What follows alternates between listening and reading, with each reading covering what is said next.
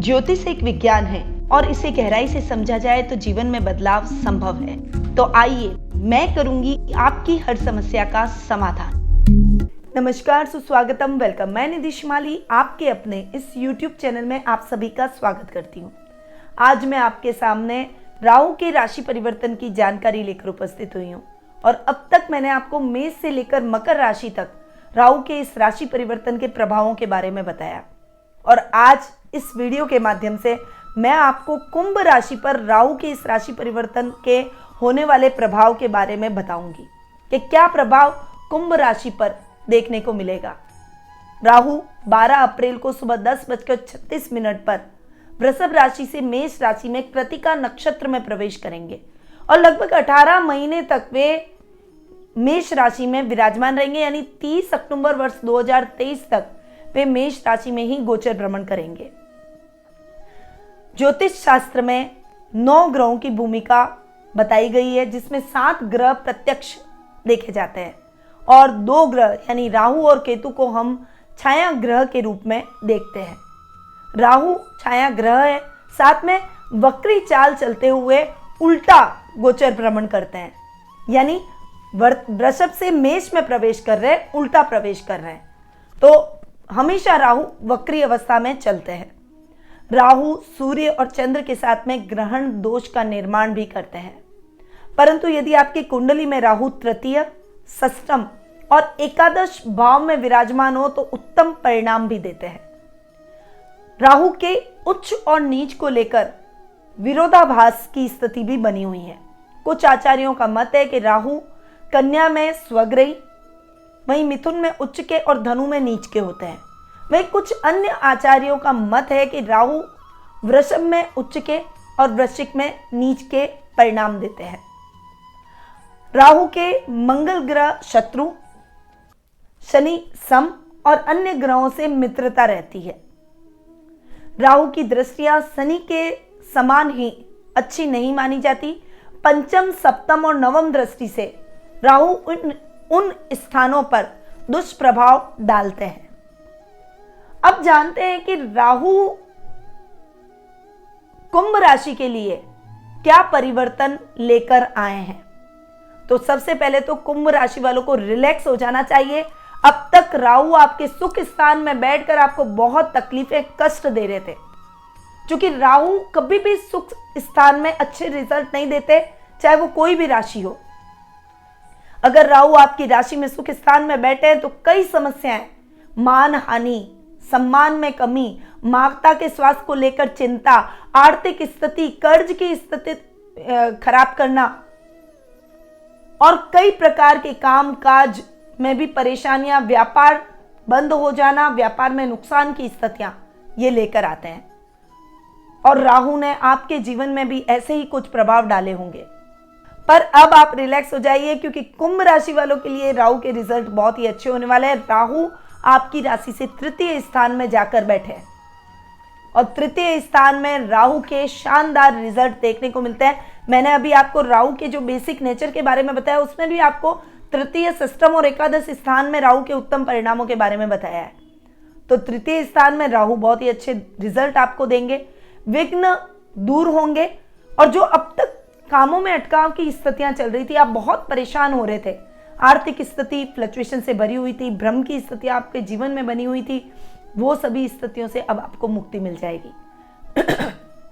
राहु आपके विघ्न और कष्ट को दूर करेंगे, आपके सभी कार्यों को निर्विघ्नं पूरा करेंगे, आत्मविश्वास को बढ़ाएंगे, आपका सेल्फ कॉन्फिडेंस देखने लायक रहेगा, डिसीजन पावर बढ़ जाएगी, आपका पराक्रम सही दिशा में लगेगा, सामाजिक मान सम्मान में बढ़ोतरी होगी, बड़े कार्य बहुत ही आसानी से संपन्न हो जाएंगे और उन कार्यों में आपको अच्छी सफलता मिलेगी। आपकी मनचाही इच्छाओं की पूर्ति होगी। जो इच्छाएं, जो ख्वाहिशें अब तक आप अपने मन में दबाए हुए थे, आपके मन में था कि अब मेरी ये इच्छाएं पूर्ण होनी चाहिए पर नहीं हो पा रही थी, अब वो सभी इच्छाएं आपकी पूर्ण होगी। समाज और व्यवसाय में आपको एक अलग स्थान मिलेगा। व्यापारिक तौर पर आप अपना ब्रांड लेवल पर पहुंचते हुए दिखाई देंगे, योग्यता में वृद्धि होगी। पर आपको सावधान भी रहना चाहिए, क्योंकि तृतीय स्थान में और कॉन्फिडेंट भी व्यक्ति को राहु बनाता है और कई बार गलत डिसीजन, गलत लोगों का साथ भी दिलवाता है। आपके आस पड़ोस के लोगों से आपको तकलीफ हो सकती है, यानी पड़ोसियों से थोड़ा सा सावधान रहें। अगर आप कोई झूठे बयान या झूठी गवाही देने जा रहे हैं तो सावधान हो जाइए, उस गवाही से आपको बहुत ज्यादा परेशानियां हो सकती है। तो जो अच्छे परिणाम आपको मिल रहे हैं वो उल्टे हो जाएंगे, इसीलिए ध्यान रखिए इन बातों का कि झूठी गवाही, झूठे लोगों का, गलत लोगों का साथ आपको नहीं देना है और गलत मार्ग की तरफ प्रेरित नहीं होना है। और ये बात मैं आपको नौकरी पेशा जो लोग हैं, जो सरकारी नौकरी में हैं, उनके लिए भी उतनी ही इंपॉर्टेंट है। आपको रिश्वत लेने से बचना है, गलत कर्म करने से बचना है। अब राहु की दृष्टियों की बात करें। अब तक सुख स्थान में राहु आपके बैठकर पंचम दृष्टि से आपके अष्टम भाव को देख रहे थे, सप्तम दृष्टि से आपके कर्म भाव को और नवम दृष्टि से आपके द्वादश स्थान को देख रहे थे। हालांकि अष्टम और द्वादश स्थान को तो वो ठीक कर रहे थे, पर काम को लेकर बहुत परेशानियां और दिक्कतों का सामना करना पड़ रहा था। मतलब प्रमोशन की इच्छा रख रहे हैं, बहुत काम कर रहे हैं, आपके नीचे वालों को प्रमोट कर दिया गया है, परंतु आपको प्रमोशन नहीं मिल रहा है। इंक्रीमेंट रुका हुआ है, ग्रोथ अचानक से रुक गई है। काम कर रहे हैं परंतु काम पूरे नहीं हो पा रहे हैं, काम में कुछ न कुछ दिक्कतें, परेशानियां आ रही है। व्यापार में आप बहुत मेहनत करने के बावजूद अच्छी स्थिति में नहीं पहुंच पा रहे हैं, व्यापार गति नहीं पकड़ पा रहा है। ऐसी परिस्थितियां अब तक आपको देखने को मिल रही थी, पर अब आप रिलैक्स हो जाइए, क्योंकि इन परेशानियों से आपको मुक्ति मिल जाएगी। पर राहु चूंकि आपके तृतीय स्थान में बैठकर दृष्टियां भी तो डाल रहे हैं, पंचम, सप्तम और नवम दृष्टि से आपके सप्तम भाव को, आपके भाग्य स्थान को और आपके 11th हाउस को देख रहे हैं। थोड़ा सा इनको फ्लक्चुएशन जरूर देंगे, इस मामले में थोड़ा सा संभल कर रहे हैं। देखिए, बहुत ज्यादा परेशानियां, दिक्कतें नहीं आएगी, पर जैसे दाम्पत्य जीवन में आपको ईगो बीच में नहीं लाना है,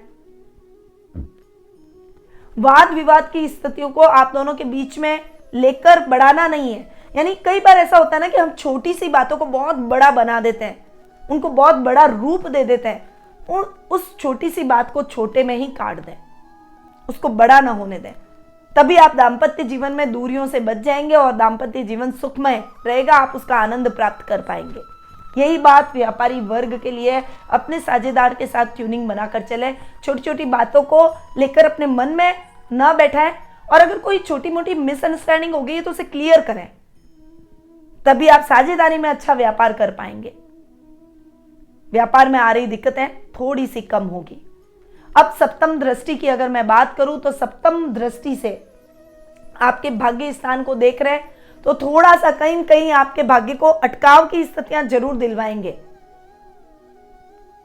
हालांकि भाग्य स्थान के स्वामी को भी देखना होगा, परंतु राहु के रिजल्ट के हिसाब से मैं आपको बता रही हूं, युवक युवतियों को अपने कर्म में कोई भी कमी नहीं रखनी है, भ्रमित नहीं होना है, हार नहीं माननी है। कई बार क्या होता है, हमारे पास में बार बार जब हम असफल होते जाते हैं तो हमारे मन में निराशा उस चीज को लेकर हो जाती है कि पता नहीं हम सफल हो पाएंगे या नहीं। कई बार एंट्रेंस एग्जाम में अपन बैठते हैं और बहुत अच्छे अपन तैयारी कर रहे हैं, बहुत अच्छा पेपर भी हो रहा है, पर फिर भी हम थोड़े से नंबरों से एक बार दो बार रह रहे हैं, फिर उसके बाद हम हार मानकर बैठ जाते हैं। ऐसा नहीं करना है। बस अगर आप अपने आत्मविश्वास को बनाए रखेंगे तो दिक्कतें, परेशानियां कुछ भी नहीं आएगी और उल्टा सफलता आपके कदम चूमेगी। धर्म कर्म के कार्यों से जुड़ेंगे और घर में आध्यात्मिक आयोजन जरूर करेंगे। राहु की नवम दृष्टि आपके 11th हाउस पर पड़ रही है, जो कि कहीं ना कहीं आपके लाभ की स्थितियों को कभी कभी फ्लक्चुएशन में ला सकती है। तो थोड़ा सा आप सावधान रहें। थोड़ा कोई भी काम में इन्वेस्टमेंट करने से पहले किसी अनुभवी व्यक्ति से पूछ लें, और जहां इन्वेस्टमेंट कर रहे हैं उसके बारे में पूरी छानबीन जरूर कर लें। बस इस बात का ध्यान रखें। अगर कोई बड़ा निर्णय आपको व्यवसाय से रिलेटेड लेना है तो बहुत सावधानी रखें, उसमें जल्दबाजी ना करें। अगर आप अपनी कोई नई ब्रांच खोलना चाह रहे हैं तो जिस स्थान पर खोल रहे हैं उसके बारे में जांच पड़ताल जरूर कर लें कि भाई यहां खोलना आपके लिए उचित रहेगा या नहीं रहेगा। जल्दबाजी में कोई भी डिसीजन न लें। शेयर मार्केट में लॉन्ग टर्म इन्वेस्टमेंट में अच्छा लाभ होगा, इसलिए शॉर्ट टर्म इन्वेस्टमेंट से बचें। अब आते हैं राहु के उपायों पर, क्योंकि दृष्टियां हैं तो कहीं ना कहीं राहु का फ्लक्चुएशन आपको देखने को मिलेगा ही, इसीलिए राहु के उपाय भी जरूरी है। अगर आप राहु के उत्तम परिणाम प्राप्त करना चाहते हैं, क्योंकि अभी राहु ने आपको बहुत कष्ट दिया है और अब तृतीय स्थान में राहु के रिजल्ट चूंकि अच्छे मिलेंगे, इसलिए उसकी दृष्टियों के हिसाब से भी आप थोड़ा सा अवेयर रहें। इसीलिए मैं ये उपाय आपको बता रही हूं और ये उपाय आपको जरूर करना है। एक तो भगवान विष्णु के मंदिर जाकर उनकी पूजा अर्चना रेगुलरिटी से आप करें। हो सके तो गुरुवार के दिन केले के वृक्ष की पूजा करें और सत्यनारायण की कथा जरूर करें, इससे राहु का दोष दूर होगा। वहीं ओम नमः शिवाय और महामृत्युंजय मंत्र का जाप आपको नियमित रूप से करना है, और ये जाप अगर आप शनिवार के दिन करते हैं तो ये आपको बहुत ही अच्छा और सुखद फल प्रदान करता है। चांदी का सिक्का सदैव अपने साथ रखें। बहते हुए जल में भूरी वस्तुओं का दान जरूर करें। काले तिल का अगर हो सके तो आप दान करें, वो भी आपके राहु के दोष को बहुत जल्दी दूर कर सकता है। मसूर की दाल किसी जरूरतमंद व्यक्ति को जरूर दें, और अगर आप शनिवार के दिन इस दाल का दान करते हैं तो वो और भी अच्छा। काले कुत्ते को तेल से चुपड़ी हुई रोटी जरूर खिलाएं और सप्त धान का दान जरूर करें। तो ये कुछ उपाय हैं जो कि आपको जरूर करने चाहिए। ये राहु के दुष्प्रभाव से आपको मुक्ति दिलवाएंगे और आपके जीवन में सफलता आप जरूर सुनिश्चित करेंगे। परंतु ये जो मैंने उपाय बताए ये गोचर के हिसाब से बताए।